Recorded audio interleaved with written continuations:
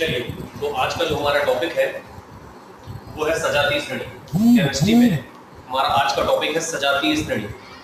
सजातीय श्रेणी क्या होता है? ध्यान रखिएगा, कार्बनिक यौगिकों का ऐसा समूह, कार्बनिक यौगिकों का ऐसा समूह जिसके सभी सदस्यों में एक समान क्रियात्मक समूह होता है। ध्यान रखिएगा, जिसके सभी सदस्यों में एक समान क्रियात्मक समूह होता है और विभिन्न सदस्य जो होते हैं वो अणु द्रव्यमान के क्रम में जमे होते हैं। मतलब पहले कम अणु भार, फिर अधिक, फिर अधिक, फिर अधिक, फिर अधिक। तो इस तरह से कार्बनिक यौगिकों का ऐसा समूह जिसके सभी सदस्यों में एक समान क्रियात्मक समूह होता है तथा जिसके विभिन्न सदस्य अणु द्रव्यमान के क्रम में व्यवस्थित होते हैं, तो ऐसी श्रेणी हमारे लिए क्या कहलाती है? सजातीय श्रेणी कहलाती है। जैसे मैंने आपको 3 सजातीय श्रेणियां पढ़ा दी हैं, एक एल्केन, एक एल्कीन और एक एल्काइन। तो मैं एल्केन सजातीय श्रेणी ले रहा हूँ। एल्केन सजातीय श्रेणी के जितने भी सदस्य हैं उन सभी का सूत्र है CnH2n+2।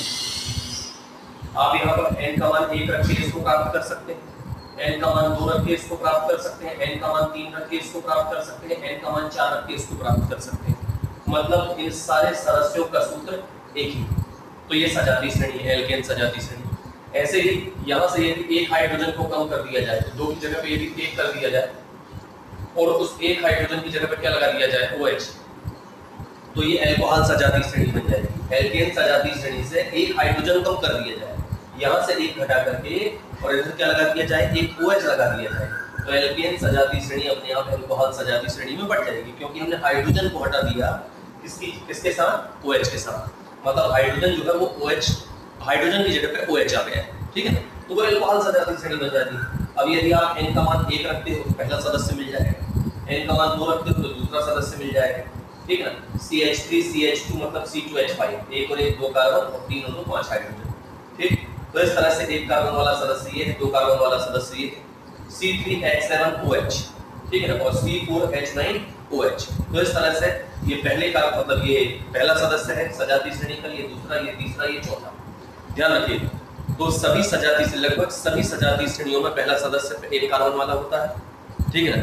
दूसरा सदस्य 2 कार्बन वाला, तीसरा सदस्य 3 कार्बन वाला। एक कीटोन सजातीय श्रेणी, कीटोन सजातीय श्रेणी, उसमें पहला सदस्य 3 कार्बन वाला होता है, CH3 बंध C डबल बॉन्ड 2 और बंध CH3, CH3 बंध C डबल बॉन्ड 2 बंध CH3, ठीक है? तो इस तरह से यहाँ पर हम ये कहेंगे कि ये कीटोन सजातीय श्रेणी का पहला सदस्य है जो 3 कार्बन वाला। बाकी लगभग सभी सजातीय श्रेणियों में पहला सदस्य जो है वो 1 कार्बन वाला होता है, ठीक? तो इसका ध्यान रखना है। ये कार्बनिक यौगिकों का सजातीय श्रेणी जो है कार्बनिक यौगिकों का ऐसा समूह है जिसके सभी सदस्यों का एक सामान्य सूत्र होता है, लेकिन जितने भी सदस्य हैं वो अणुभार के बढ़ते क्रम में व्यवस्थित होते हैं।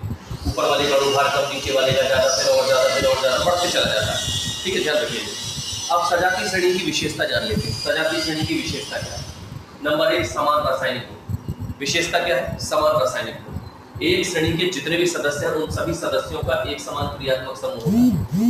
याद रखिएगा, समान रासायनिक गुण। रासायनिक गुण एक समान क्यों होते हैं? कारण क्या है? एक समान क्रियात्मक समूह। जितने भी सदस्य हैं, जैसे यहाँ पर अल्कोहल सजातीय श्रेणी में सभी सदस्यों में एक समान क्रियात्मक समूह है, OH OH OH, सभी सदस्यों में एक समान क्रियात्मक समूह है, इसी कारण इनमें समान रासायनिक गुण। दूसरी बात, सामान्य सूत्र। आप देखिए, एक सजातीय श्रेणी के जितने भी सदस्य हैं उनका सामान्य सूत्र क्या होता है? एक ही होता है, तो एक समान क्रियात्मक समूह पाया जाता है, ठीक? ध्यान रखिएगा, तो सामान्य सूत्र एक ही। अच्छा, आगे चलते हैं। बंध CH2 बंध का अंतर। प्रत्येक सदस्य अपने अगले सदस्य से, हर श्रेणी के जितने भी सदस्य हैं वो सजात कहलाते हैं। तो 2 क्रमिक सजातों के बीच में कितने का अंतर होता है? बंध CH2 बंध का। देखिए मैं निकाल के दिखाता हूँ। जैसे आप इन दोनों को देख लीजिए, यहाँ पर ये बड़ा सदस्य है, छोटा सदस्य है, H से H घट जाएगा, O से O घट जाएगा। 9 हाइड्रोजन में से 7 हाइड्रोजन में कितने बचेंगे? 2 हाइड्रोजन। और 4 कार्बन में से 3 कार्बन में कितने बचेंगे? 1 कार्बन। तो इस तरह से यहाँ पर बंध CH2 बंध का अंतर होगा। यहाँ पे देख सकते हैं आप, ये दूसरा सदस्य है। दूसरा सदस्य कौन? C2H6। पहला सदस्य कौन है? CH4। यदि हम घटाते हैं तो 6 में से 4 हाइड्रोजन गए तो हाइड्रोजन कितने बचेंगे? 2। और 2 में से 1 कार्बन गया तो कितने कार्बन बचेंगे? 1। इस तरह से यहाँ पर अंतर कितने का आ जाता है? बंध CH2 बंध का।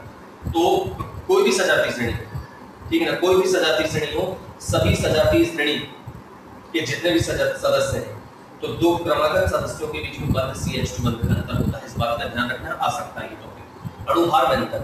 किसी सजातीय श्रेणी के दो क्रमिक सजातों के बीच में कितने का अंतर होता है? किसी सजातीय श्रेणी के दो क्रमिक सजात जो होते हैं उन क्रमिक सजातों में अंतर होता है 14 का। 14 का अंतर कैसे आ गया? कार्बन का अणुभार है 12 और 2 हाइड्रोजन का 2, तो 12 और 2 कितना हो जाता है? 14। तो इस तरह से दो क्रमिक सजातों के बीच में कितने का अंतर होगा? 14 का अंतर होगा। तो ध्यान रखना है अणुभार में कितने का अंतर होता है? 14 का अंतर होता है। फिर आगे चलते हैं भौतिक गुणों में क्रमिकता।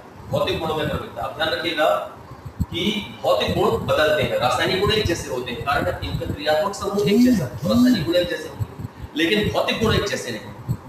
लेकिन भौतिक गुण जो है वो एक जैसे नहीं होते। कारण क्या है? क्योंकि जैसे जैसे हम सजातीय श्रेणी में ऊपर से नीचे की ओर बढ़ रहे हैं, जैसे जैसे हम सजातीय श्रेणी में ऊपर से नीचे की ओर बढ़ रहे हैं तो अणुभार क्रमशः बढ़ता है। जैसे जैसे हम सजातीय श्रेणी में ऊपर से नीचे की ओर बढ़ रहे हैं तो अणुभार क्रमशः बढ़ता है। और ध्यान रखिएगा जैसे जैसे अणुभार बढ़ता है वैसे वैसे गलनांक, क्वथनांक, विलेयता अर्थात जो भौतिक गुण वो बढ़ते हैं। अगेन रिपीट कर रहा हूं मैं, किसी सजातीय श्रेणी में हम जैसे जैसे ऊपर से नीचे की ओर बढ़ते हैं तो अणुभार बढ़ता है और अणुभार में वृद्धि के कारण भौतिक गुणों में भी क्या होती है? मतलब परिवर्तन आता है। मैं ये नहीं कहूंगा कि वृद्धि होती, परिवर्तन आता है। कुछ गुण बढ़ते हैं, कुछ गुण घटते हैं, ठीक है। जैसे गलनांक, क्वथनांक ये बढ़ेंगे लेकिन विलेयता घटेगी, तो क्रमिक परिवर्तन होता है। बढ़ेंगे घटेंगे कुछ भी हो सकता है लेकिन परिवर्तित होंगे। लेकिन रासायनिक गुण एक समान होंगे, कारण क्योंकि एक समान क्रियात्मक समूह पाया जाता है।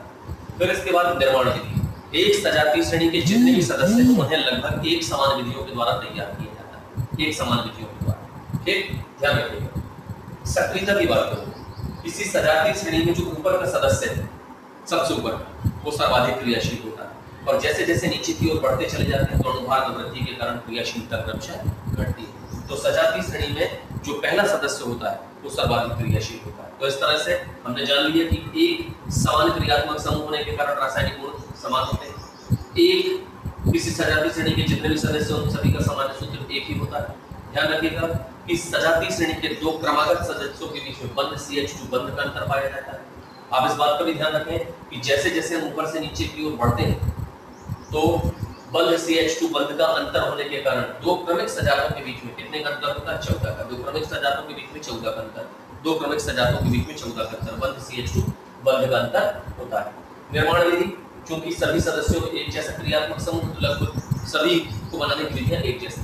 और सक्रियता की बात करें तो याद रखिएगा प्रथम सदस्य सर्वाधिक क्रियाशील है जबकि अन्य सदस्यों की क्रियाशीलता क्रमशः घटती चली जाती है। बात समझ में आ गई आप सभी को? ठीक, तो आपका जो कोर्स है, देखो परीक्षा की जो डेट है वो संभावित बताई जा रही है 18 जुलाई से 19 जुलाई, ये संभावित डेट बताई जा रही है। ठीक, मैं आपका जो कोर्स है आपके मतलब क्या कहना चाहिए जो बायोलॉजी है, बॉटनी, जूलॉजी, केमिस्ट्री, इंग्लिश, वो कोर्स मैं आपको सही टाइम पे कंप्लीट करके दूंगा। फिजिक्स के लिए आप सर से बात कर लीजिए, वो कब कंप्लीट करके देंगे। बाकी मैं अपना कोर्स आपको निश्चित समय पे कंप्लीट करके दूंगा। ठीक, और आपके जो मेन विषय है वो ये ध्यान रखिएगा जिनसे आप नंबर खींच सकते हैं। जूलॉजी से 30 क्वेश्चन आएंगे, बॉटनी से 30 क्वेश्चन आएंगे, केमिस्ट्री से 30, इंग्लिश से 30। ठीक, और मैं पेपर सेट सहित हल करके आपको ये पूरा कोर्स कंप्लीट करके सही समय पे दे दूंगा। जून तक में पूरा कोर्स हो जाएगा, ये मान के चलिए। और आपके पेपर जुलाई में, ऐसा भी हो सकता है कि अगस्त में, क्योंकि वो संभावित डेट, लेकिन 18-19 जुलाई हम मान के चलें। ठीक, तो आप सभी सबसे पहले अपनी फीस जो है वो जमा करें। 5 से 10 दिन का समय है, उसमें आप जल्दी से जल्दी फीस जमा करें, मैं आपका कोर्स आगे बढ़ाता जाऊँगा। ठीक, पूरी केमिस्ट्री खत्म होने में लगभग ज़्यादा से ज़्यादा भी लूँगा तो 1 महीना लगेगा। 1 महीने में सारा कोर्स ओके हो जाएगा उसका। ठीक, यदि हम जूलॉजी की बात करें तो उसमें भी 1 से सवा महीना लगेगा या 45 दिन लगेगा। बॉटनी में 15 दिन लगेगा, इंग्लिश में 1 हफ्ता या 15 दिन, ज़्यादा से ज़्यादा, इससे ज़्यादा नहीं लगने वाला। तो ये हमारा जो कोर्स है ये निश्चित है हम आपको जून में कोर्स खत्म करके बिल्कुल ओके देंगे। ठीक है, तो मैं आपसे कहूँगा कि आप फीस जमा कर दें सही समय पर, तो फिर मैं भी आगे बढ़ूँ। आप जितना लेट करेंगे आपका कोर्स भी उतना ही लेट होगा। ठीक है,